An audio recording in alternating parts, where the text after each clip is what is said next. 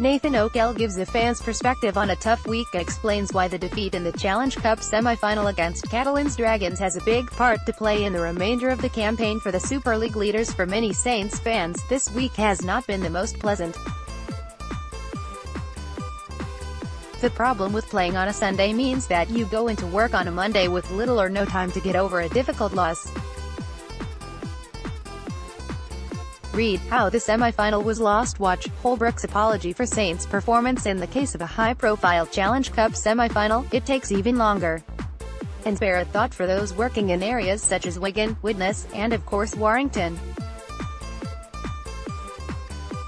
Having had a couple of days to stew, however, and the prospect of a short turnaround, attention start to turn towards Friday, with the beginning of Saints' charge towards Old Trafford.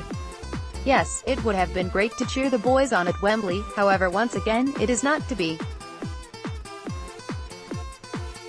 A loss can sometimes be as useful as a win, acting as a wake-up call and motivating players to elevate their performances. It can also help to refocus those who may have unwittingly let their heads be turned by the possible glint of silver in the sunset. Obviously it was not wanted or expected on the biggest stage of the season so far in Bolton, but it is now done and we must all learn from it and attempt to move on. Tough scenes at the end of the Challenge Cup semi-final in Bolton on Sunday, with Catalans Dragons players celebrating and Warrington fans jubilant to Saints slumped to the floor. Bernard Platt with the league leaders' shield close to being secured and the prospect of yet another semi-final on the horizon. It is important for Saints fans and players to not get too disheartened by Sunday's defeat, with plenty still to play for. The old adage of "there are no easy games from here" is most certainly true looking forward to the impending Super 8's fixtures. However, seeing the way Saints have performed this year, Sunday excluded, there is no reason why fans cannot be confident for the rest of the season. In the week, Saints coach Justin Holbrook spoke of the need to jump back on the horse, with Huddersfield looking to extend their excellent run of form and remarkable recovery against a Saints squad with wounded pride.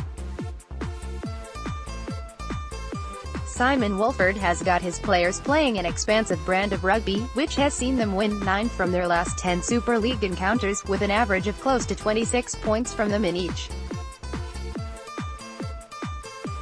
That pitted against the attacking flair and rugged defense we have seen from Saints for the majority of this campaign, sets up an intriguing clash to entertain both sets of supporters. One thing to be certain of is that fans should not underestimate the Giants, as they possibly did looking back at Sunday's semi-final. Huddersfield are not the same side that were decimated 66-4 by Saints at the totally wicked stadium in April, in the same way that Catalans were not the same side that conceded 40 points against the likes of Widnes, Hull FC and Castleford in the first half of the season.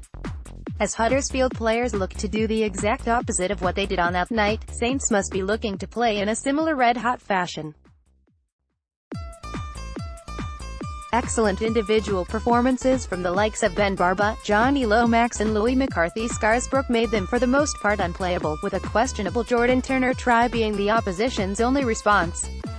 Louis McCarthy-Scarsbrook and Ben Barba. Picture Bernard Platt. All it takes is a change of coach, a return from injury of a player or two, or a mid-season new arrival to spark life into a team. Remarkably, Huddersfield were looking at relegation to the Championship, and are now looking at sneaking a top 4 spot. For Saints, Justin Holbrook spoke of how the only positive is that the Super League season is still going. He added, "The cup would have been a good bonus, but it's out of our hands now, and the good thing is that we get to play again and it's not the last game of the season." Justin Holbrook at Saints press conference on Monday. Saints now have the opportunity to right the wrongs of what happened in Bolton, starting this Friday against the Giants, but they must not forget what happened. They must use it as motivation for the rest of the season, in order to prevent a fall at the final hurdle once again. Hopefully, as disappointed as we all still feel now, this experience will stand us in good stead for the bigger games coming up at the business end of the season, and hopefully prevent a similar result from occurring.